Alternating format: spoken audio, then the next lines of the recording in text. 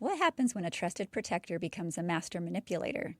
In today's episode, we unravel the chilling story of Sabrina Zunich, a troubled teen searching for stability and acceptance through foster care, and the tragic events that shattered a family in Willoughby Hills, Ohio. If ever your life could be a true crime podcast episode, then this podcast is for you. We're about to embark on a roller coaster of emotions, insights, survival, and stories about escape. So buckle up and let the journey begin. Welcome back to the Escape Pod, everybody. A dramedy about escaping all the things, designed for escape artists like me. I'm Charity. And I'm KB. Hi, what are you escaping this week? Just my busy brain. We've just had lots of things going on, and I know like you, I too have been having to, like, I've got these little gummies with the ashwagandha and the Oh yeah, I'm doing that one stuff too. Yeah, that's one of the stuff I forgot. And so, yeah, I've just been like, do I need this today? And then I'll kind of sit there and I'll get going, and it's like, yeah, I need this today. And so it's just, that's what I'm escaping is and I think you can probably agree too. And it's like, I'm escaping the anxiety and it's not just work. It's like all of the things. Like I had said to one of my friends, I'm like, there's just so much weight that I feel. Yeah. And it's not just about me. It's about people that I know, people that I love, people that I care about, people that I work with. I mean, it seems like there's so much going on right now. Suffering, if you will. Suffering, yeah.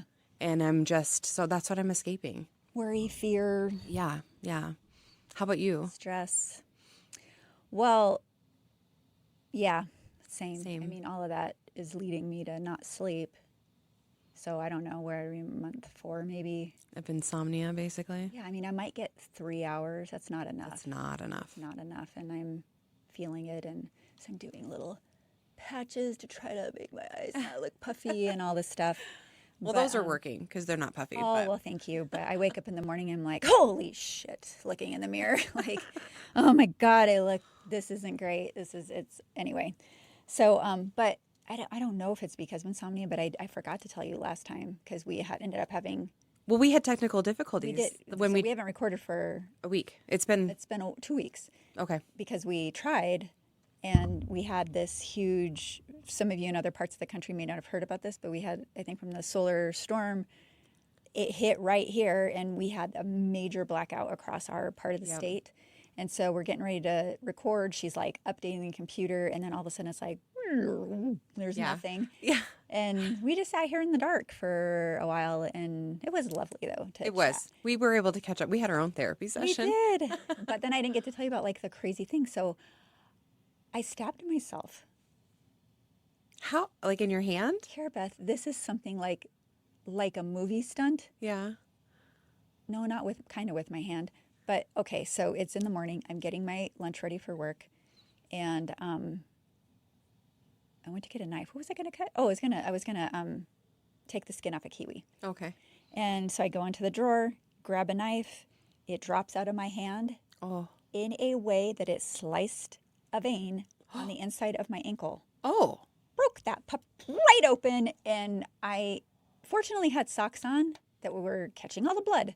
But I'm like, what the hell? It just perfect. Oh, no. So that would have been really. I would have fainted. It was awful, and that sucker did not want to. Oh, I'm sure. I'd move and it would burst open again. Yep. I'm like, come on. So what'd you do did you super glue it? Well, first I had to I lifted my leg up and I scooted on my butt to get to the closest bathroom that had Band-Aids, and then Band-Aids wouldn't cut it. I mean, I'd put one on and it'd be like, right. I'll spare you the details. Yeah. It would fall off, and so then I had to take a big wad of gauze and tape it up and keep pressure on it. It was awful. Oh, and it wasn't long, but it was deep. Yeah, and right on a vein. So use a butter knife next time. I know. That's what I have to. I've got to cut avocados with a butter knife now. There's no need. The skin isn't, it's kind of like kiwis. It's not that tough that you can't get through it with a butter knife anyways. But I've stabbed myself in the hand 2 different times. So embarrassing that it's happened more than once. Using a sharp knife, trying to cut into an avocado. Isn't that ridiculous?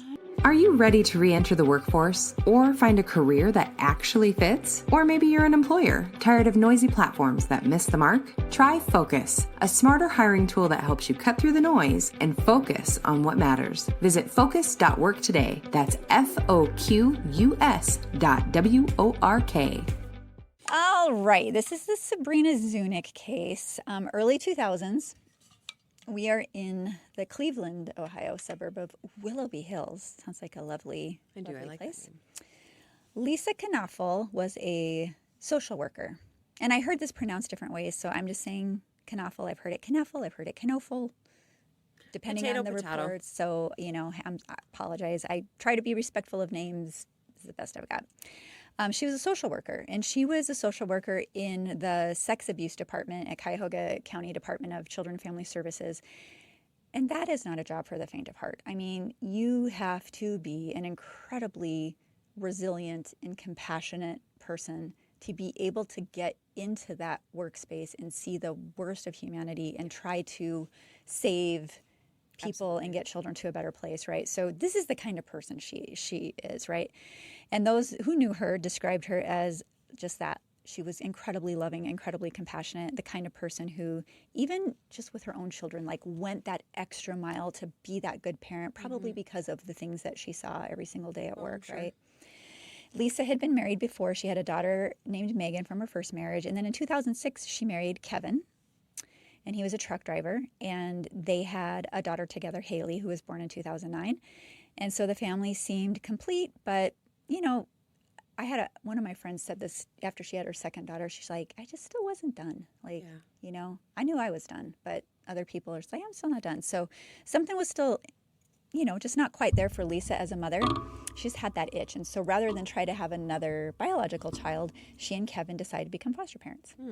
Obviously, she's in that space. Like, hey, I know the system. I know all the things. Yeah, and there's so many kids that need homes. Exactly. Yeah.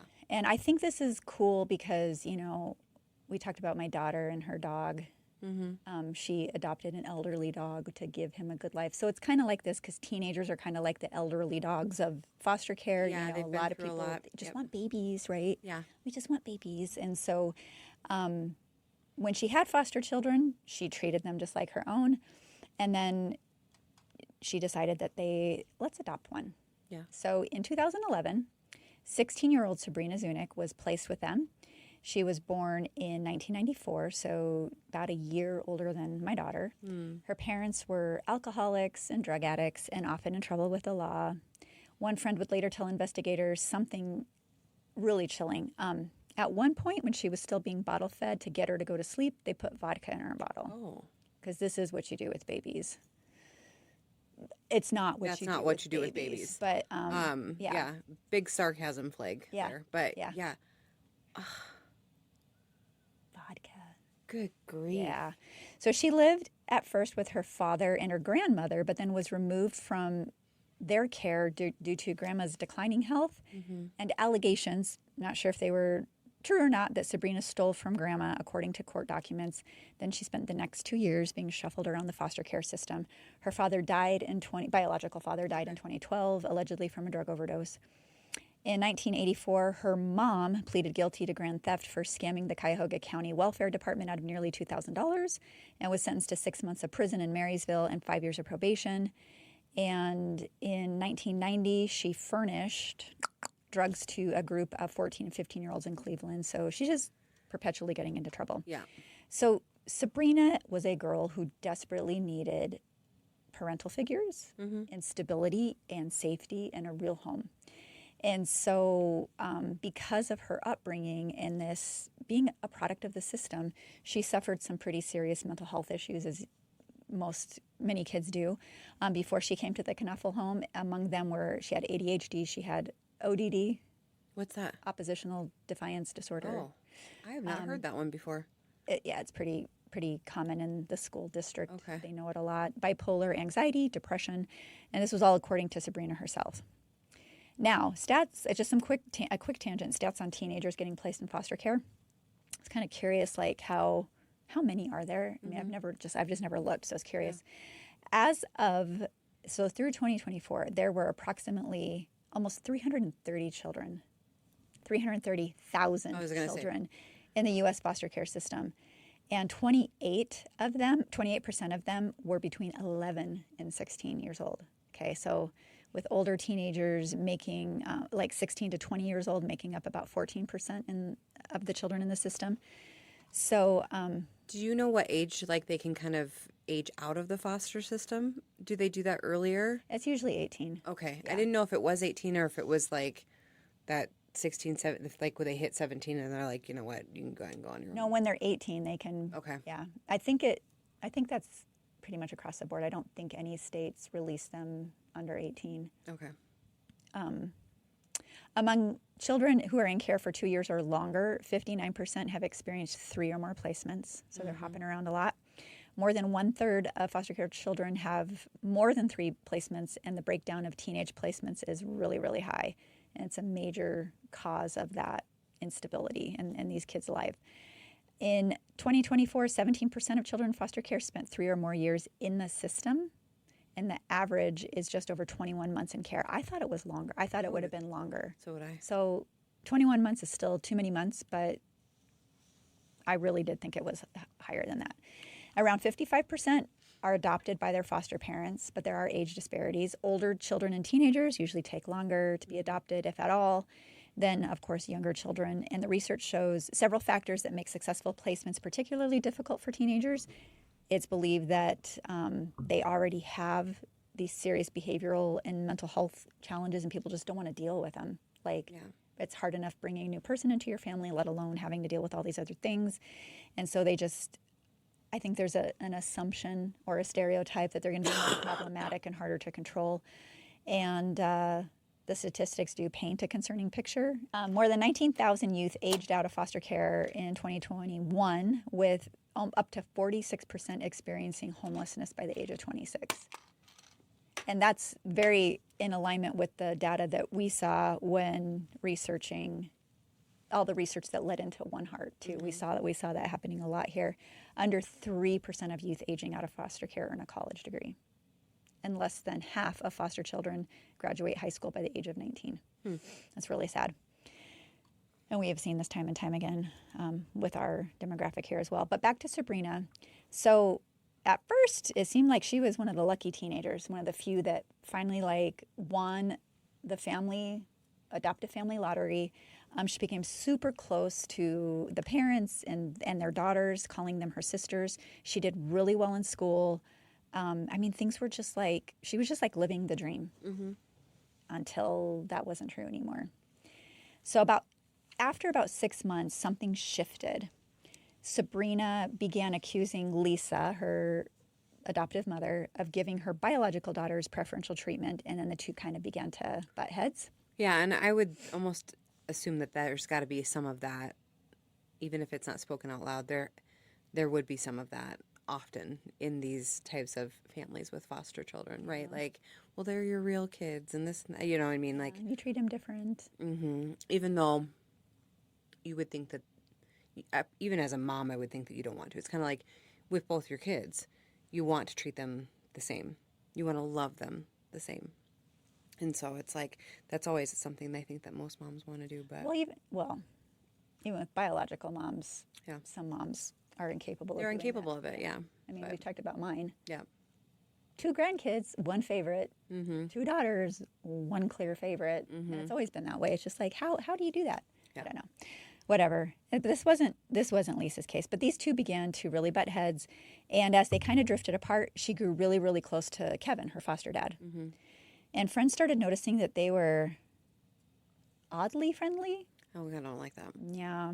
See, and that's another thing I worry about sometimes in these, foster homes and stuff like that, or an adoptive child, because it's not your blood. I worry sometimes that, and not to pick on men, but men have more lustful needs, if you will. And if it's not their own flesh and blood, I feel like it's easier for them to look at them as... Well, if they're having lustful needs with a child... Period. Blow them up. Yeah, I agree. Yeah. Blow them up. But they were actually, witnessed, making like sexual jokes and references towards each other, and people were just kind of like raising an eyebrow. Well, that like, would be. I don't know, maybe something's up here. And it was discovered, well, no one really could have predicted like what was going to happen next. Is what they all say. But I'm thinking they knew these things were happening and they were uncomfortable with it. Why do we not interfere and say, hey, Kevin, that is not okay. Because you cannot be having these types of sexual jokes with your adoptive 16-year-old daughter. Are you listening to yourself? Right. Because in the world that we live in today, in the society that we've been in, we are continually being trained to not speak the truth in situations because, God forbid, we might offend somebody. I was just talking about it last night. I'm not kidding you. Like, there's so often where it's like people are afraid to stand up for the truth, for what they believe in any circumstance. Something as simple but as important as like this. Protecting a child. Because God forbid you might offend Kevin or Kevin's wife or whomever, when really that child needs to be protected. So when you talk about we're supposed to be loving each other, we're supposed to be taking care of each other as a community, right? As humans, and you keep your mouth closed because you don't want to hurt somebody's feelings or offend them in some way, when you could have protected a child, like, that's not cool. That's not love. I get it. But like, I've also seen it where, and I think somebody should have said something, but that's me. Yeah. Armchair quarterbacking here. True. But I've also seen it happen to someone I know that a young person in their life leveled some pretty serious allegations. Not because they were true. They were not true. But because they were trying to get out of something else and deflected all the effort and energy towards this person and painted them out to be an abuser, blew up their life. Oh, I'm sure. And it was completely fabricated. This child was just trying to get their needs met and did not, again, we talk about it in crisis brain all the time. You don't understand cause and effect in that moment. No, you're just trying to manipulate the situation to get your whatever, selfish needs met. And blew up this person's life. Police got involved. Investigation ensued, the whole thing, and it was completely fabricated because I think basically this child didn't want to go to school, or it was something like that ridiculous. Yeah, and that's a kid's mind for you. Yeah. Because, but even in these situations, I think it's important. So, like, let's say you're watching this and you're seeing flirtation going on, you don't have to blow it up to the whole world. You don't have to call him out in front of everybody. You need to go like directly to Kevin, right? Or to Kevin's wife. And again, we are saying this from an armchair perspective, completely outside of it after the fact, but like, you got to tell people, you got to call people out on their shit sometimes. Yeah.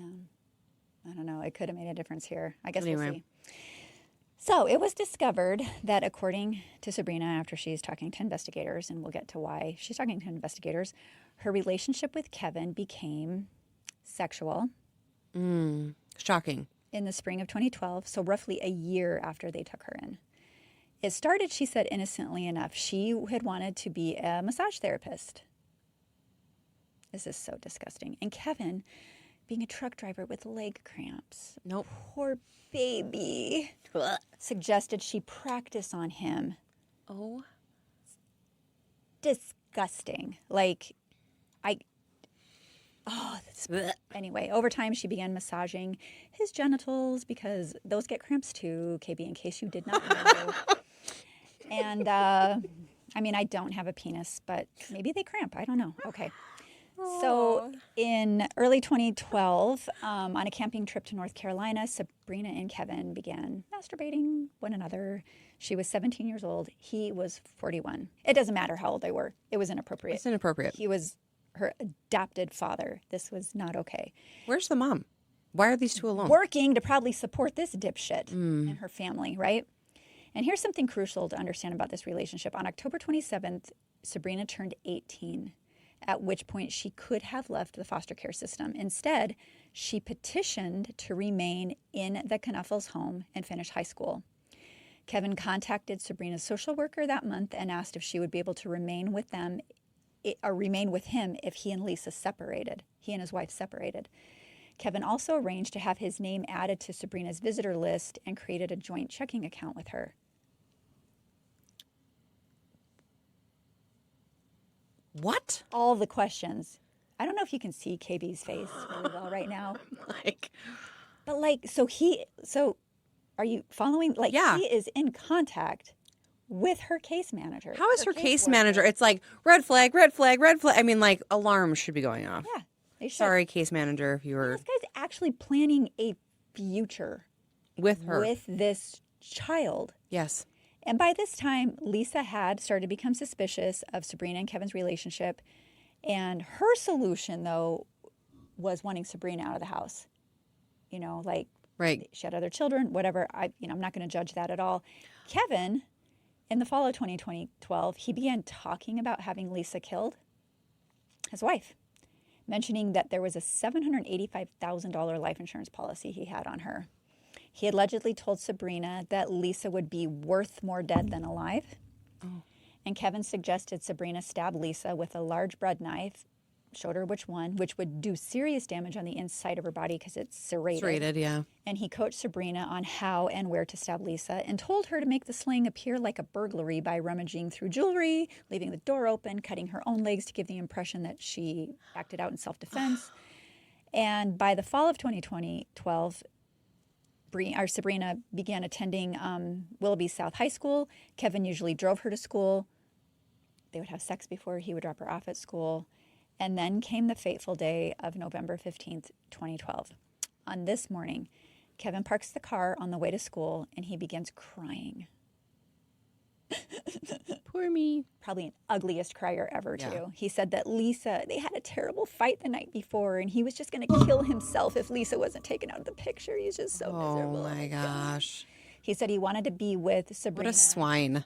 but was worried he would lose custody of his other daughters if he and his wife were to divorce. Separate, yeah. Yeah.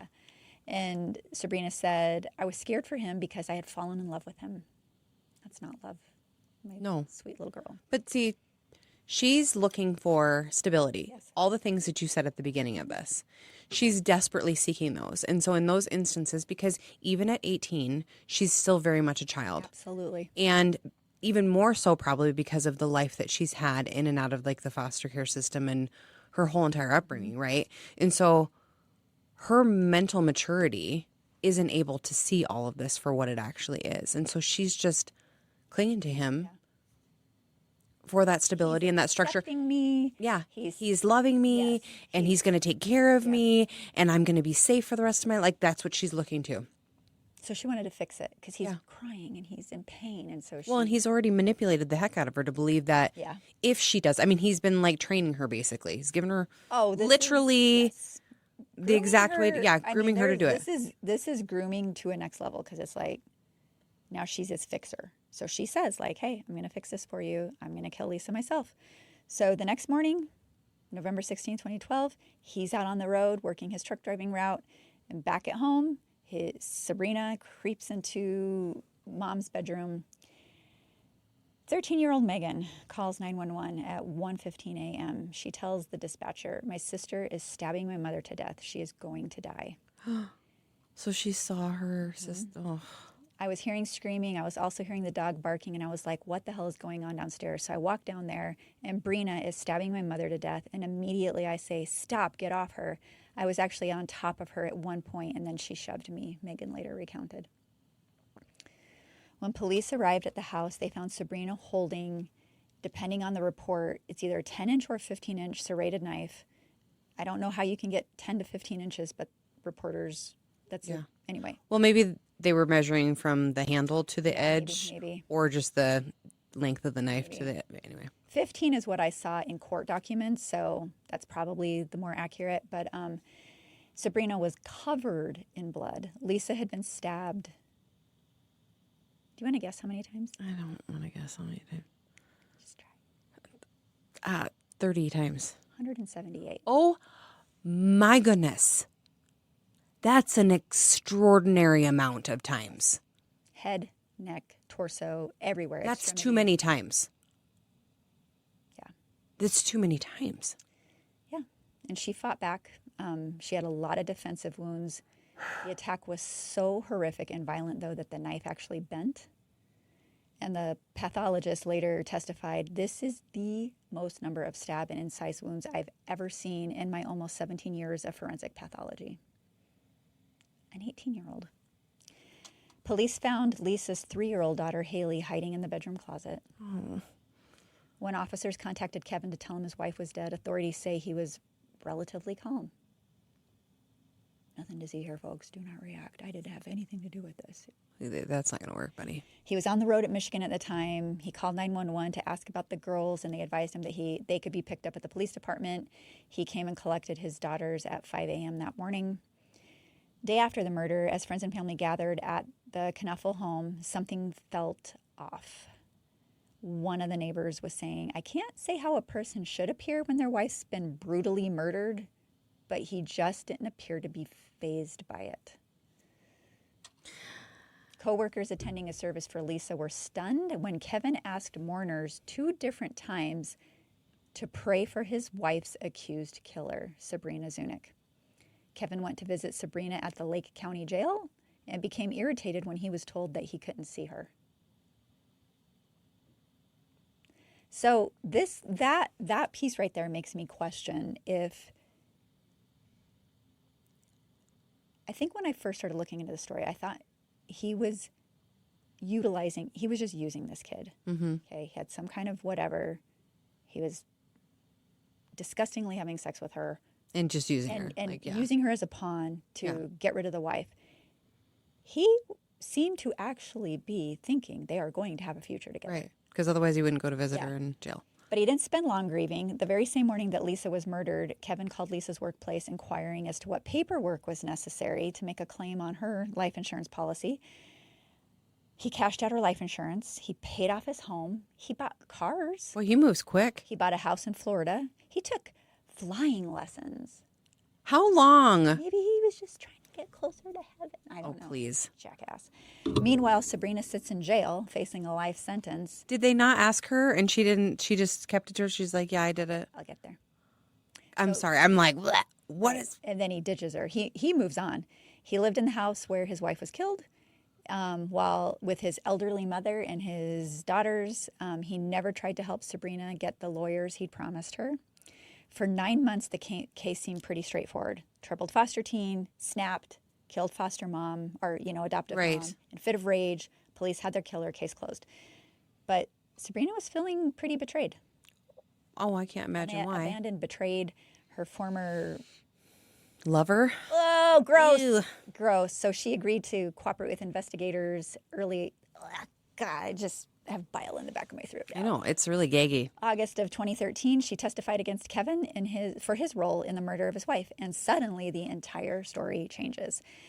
So August 9th of 2013, Kevin is taken into custody. He's now 43 years old. He was charged with conspiracy to commit aggravated murder and complicity to aggravated murder, as well as 6 counts of sexual battery. And the truth was finally coming out. This had not been a spontaneous act of violence. This had been deliberate manipulation, grooming, like you said before.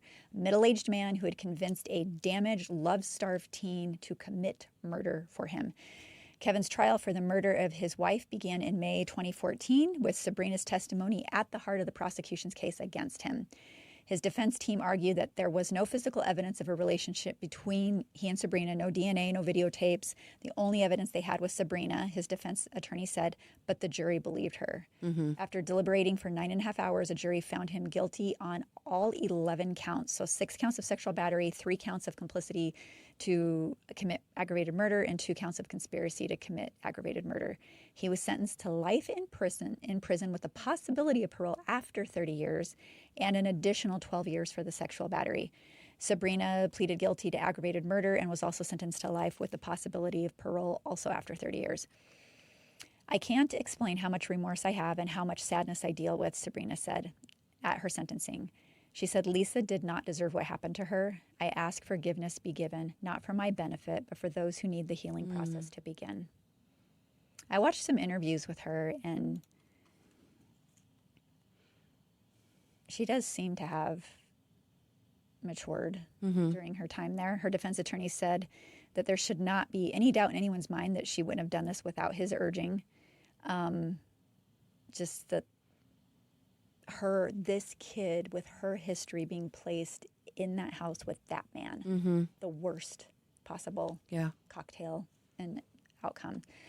So, yeah, I mean, it's just really, I don't know if ironic is the right word. I mean, we were just talking about this earlier with other things, like people trying to do good work. It shouldn't be this way. It shouldn't be this hard. She committed her life to protecting vulnerable children. Yeah, and then was killed by one because of her husband. Because her husband was somebody who was preying on a vulnerable child, basically. Yeah, so now those other daughters have no mom and no dad. Well, I hope those other daughters were able to get therapy, too, because that's a lot to have to see, to witness. You lose your mom. Like, I mean... Well, I wanted to kind of, this maybe isn't fair because I know how hard social workers, most of them, work and how burnt out and jaded they can be by the system. But this kind of struck me. So this Lake County social worker, Nicole Corbett, who was involved with Sabrina, she was devastated when she learned that Lisa had been murdered by her, by Sabrina, because she was the one who supervised her case and recommended that placement. Despite the history of psychiatric problems that included Sabrina hearing voices telling her to hurt people. Okay. I think you would have been told that at a time. Yep. She had also not questioned or found it odd when she approved Sabrina's request to take modeling classes recommended by Kevin, who had been taking photographs of her. See, that's what I was saying earlier. I'm like, even without that, which is... But I'm like, how many red flags? Right. And I get it. Like, I'm not a social worker. I do have friends who are social workers and have been. It is not an easy... a lot of them, it's like they even have a hard time going to bed at night because of the weight that they carry from what they see and hear all day, every day. But that being said, like... I think in those positions, in any position you carry that you're dealing with kids, whether you're anything, whether you're a school counselor, social services, any of it, it's like it's our job to kind of have those radars up all the time. And I feel like if they're numbing, like for whatever reason, maybe because we're tired, we're worn out, it's just too much, then you've got to take a step back. Yeah. Because if you fail at seeing these red flags and the sirens aren't going off and something like this happens on your watch, like, I feel bad for her in a sense. Like, how is she's got to live with that. Yep. Well, she's living with it. I did think it was kind of cool, though, that Megan, the 13-year-old at the time, she's now working as a nanny. She earned a degree in criminal justice. Oh, good for her. Kind of both sound like an homage to her mom. Mm-hmm. So I thought that was kind of neat. It is really sweet. Yeah. But, we joke about it, but it's not really funny. Like here, we always say no good deed goes unpunished. Mm-hmm. In the skate pod, just in the nonprofit space, and this story just epitomized that, and it was just so devastating, and you can see it that it doesn't excuse the behavior or the murder, but you can see how,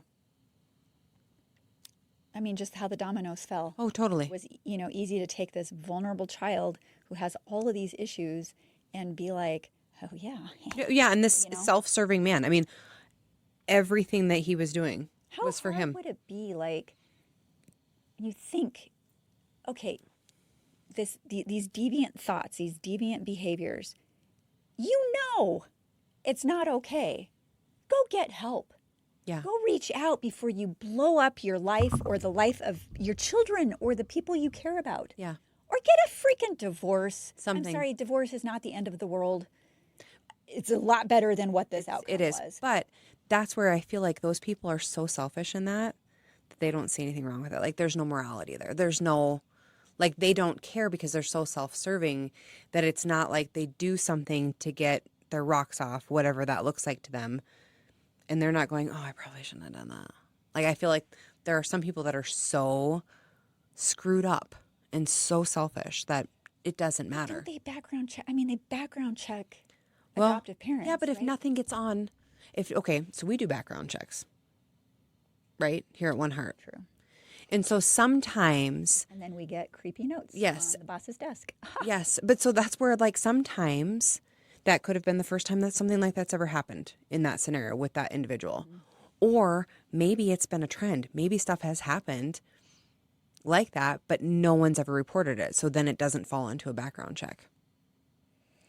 Right? Maybe. I don't know. And so in this instance, here's the guy, and I shouldn't even say this. I'm not gonna say it. Back it up. But I'm like, truck drivers are a red flag to me. And I shouldn't say that because, like, my grandpa was a truck driver for for a while. And, he was married. He was a lovely man, like, whatever. And there are plenty of truck drivers that I know that are lovely men. But I also have heard lots of stories of my other truck drivers. brother-in-law was a truck driver for many, many, many, many years. Yeah. He has its own company now. And he would talk about, I mean, it could be a reality TV show at truck stops. Yeah. I've heard And the from security sex stories. work and the, Yep. craziness. And So when you're in that environment, that doesn't mean that you're participating in those things. And just because you're a truck driver and you're in those environments doesn't mean that you do that. However, I think when you're in those environments, whatever your position is, if you're participating in those kind of things on the regular, right, and that kind of becomes your norm, then is that your moral? That's your that's your standard. So you're not going to think that all the things you're doing is wrong, right? Like if you're hanging out in a group of people who is always doing drugs, gets wrapped up in like prostitution, like all these things, right, all the time, day in and day out. That's what you're involved in. That kind of becomes your norm, and so you're not going to see it as being wrong. You're just self-serving. There was a we are not saying all truck drivers are serial killers. No, that's what I was saying. Like But we're there not was- bashing truck I'm drivers. trying to find it now because there was a case I'd heard on a different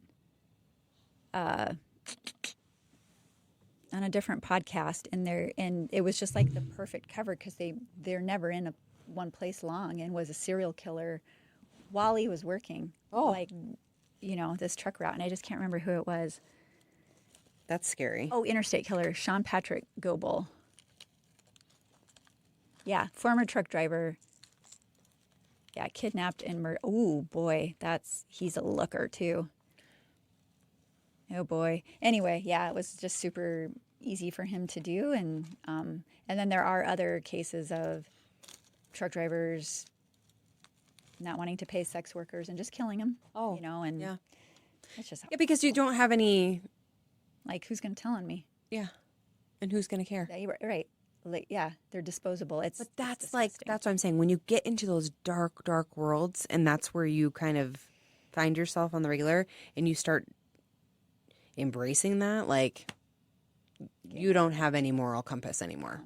Like it's How do we? I mean, what's the answer? I mean, clearly there were signs in this case, right? There were flags. This Somebody stuff has could been have going said on something, but forever. it shouldn't be anymore. No, it shouldn't. It shouldn't. But like I said, this And we is see such it, a. and then every time, like, I can't tell you how many times. So, like, we'll terminate someone, and then invariably staff will say, "Yeah, I really didn't like that person," or "They did that." Like, it just happened today. Someone got rid of earlier in the week. Someone says, "Well, blah blah blah blah blah." I said, "You should have told me about that the day it happened." Mm-hmm. Oh, and I mean, I train on it. It's like, listen, Yeah. we all have an obligation and a responsibility to protect our environment and the people under our care. Yeah. We all do. Yeah.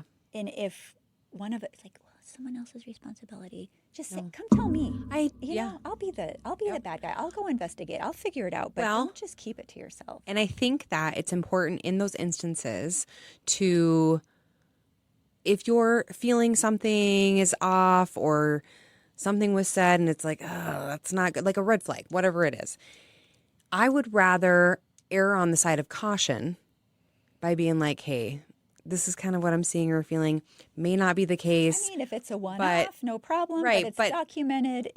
You've made a note of it, and then just you so can you see know, the pattern. like this is what went down. This is what's kind of making me feel a little weird, and it may be completely off base. Might have just been about whatever it is. I know I came to you months ago with like concerns, and I was like, I just have to confide in you. I just got to tell you what I'm feeling. So I practice what I preach. I'm going to tell you what I'm feeling. And we kind of talked through it, and it's all fine and dandy. And we're on the other side of that. But I think that you didn't give me any shame there. It was kind of like you heard me out. And I think it's important to know that that's okay. I'd rather do that and be wrong all day, every day, than to be quiet and have been right and have it end badly for me or someone else. Right? Well, that was Katie's PSA for the day. Yes, words of wisdom. Are you looking for an early morning boost or that midday pick-me-up? Check out the Homebrew Coffee Shop, a coffee shop with a cause on the One Heart campus. At Homebrew, you'll find hope for a home in every cup. It's home to delicious coffee, sweet treats, breakfast, and lunch items. It's a great place to meet friends or host small group meetings. Homebrew is located at 201 Kansas City Street in Rapid City. Open Monday through Friday from 6:30 a.m. to 3 p.m. We'll see you there. Well, I would love to think we could come up with a solution to this, but I think we could just keep Spinning out, yeah. spiraling on it. So let's wrap it up there. Yeah. Where are you escaping today? Or going to? Where am I escaping to? Yeah. You know, we are going to, I think this weekend, it's a little bit early, but we're getting into the holidays. And so I think what we're going to do is, does not sound like an escape for some people, but the girls and I enjoy it. We're going to start kind of taking down all the fall stuff and getting out some of the Christmas stuff to figure out like what we want to put up. And I know it's a little early, but we love it. So anyway, that's my escape. That's kind of what we're doing. It's going to be a quiet weekend, Charity. I don't have any basketball games. We don't have, I live a simple life. I know I always sound like I'm always such a weirdo because it's like so many of the people that I talk to, it's like they love to fill their day, their nights, their weekends. It's just go, got to be busy. And I am not that. I am like, I want to chill. No, I'm kind of lame. Yeah, I want to find. I'm not gonna. Yeah, I can admit it. I want to just kind of like we do enough, I think. And maybe that's kind of why I feel like we do so much during the work week. We're constantly busy and we're really tapping into our brains and coming up with different ideas. And it's just that by the time the weekend comes, it's like I need rest. My brain needs to just go. Bleh. So, Our but anyway, verb here is pivot. yes, pivot. We're always pivoting. Pivot. We need a merry-go-round. That's what we need to put out. No, never mind. We can't put that out there. Somebody get hurt. But anyway, We can put it down here. yeah, we could put one down here. We could do it. What are you escaping to? I don't know. I mean, obviously, I'd love to sleep, but I don't know if that's in the near future for me. I think we are touring assisted living facilities. And I'm hoping we can find a place for my sweet little mother-in-law who, I mean, I've told stories. Last night, we got to a whole new level. My daughter's taking her home from a hair appointment. She's like, where am I staying tonight? Oh, And then gets into the condo, doesn't really know where she is, and it's like, what do I do? So it's just really escalating. it's horrible. And she wants to be social. And I think, she'll always talk about it, but then she withdraws because I think deep down she knows she has these deficits and she doesn't want to be embarrassed or, have people feel like she's being judged or whatever. So we're trying to find her a place where she can just be who she is and be around other people who are going through their own thing and they're all accepting each other. Yeah. Because she's just so isolated and lonely. Yeah. And even, we're with her and she doesn't remember it. Like, it's that whole concept of like, how do you provide therapy when someone is deeply depressed, who has dementia and is likely not going to remember that therapy and those conversations? Right, because it's constant reset. It is 50 first dates, and it is just so, so hard. So that's what I'm being hopeful about. Like, we can't reverse that. We can't, pray that goes away. It's not going to go away. It doesn't reverse. But that we can find her a place where she can at least feel connected, have something going on all the time. And people around her who Keep know her how to busy, deal with keep it her too. active. Yeah. Because the caregivers in the home, they're awesome. It's just not enough. Yeah. It's just not enough. She needs more.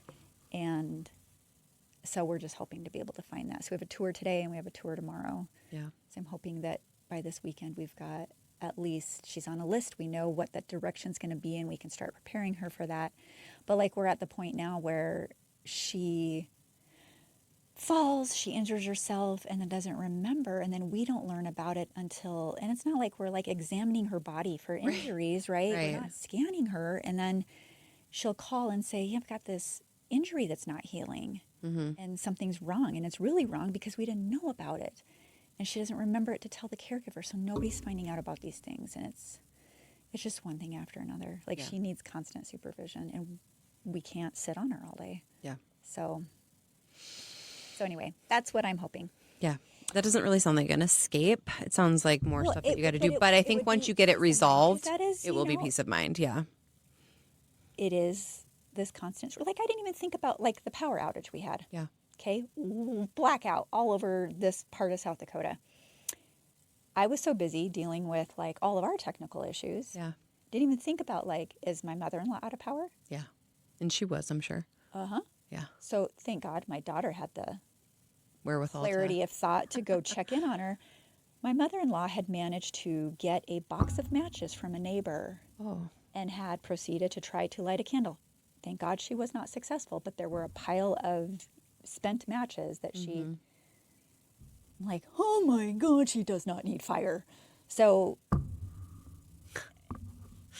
it's just like, it's like having a toddler, but more dangerous. Oh, totally. You know? Yes. Yeah, so Yep. it's just hard. Well, So anyway, I'm hoping that we can get her in a place where she can at least be a little bit happier for the time she has left. Yeah. So well, me too. yeah. Oh, well, I suppose. All right, That's take a wrap. us home, Katie. Okay. Well, thanks for listening today.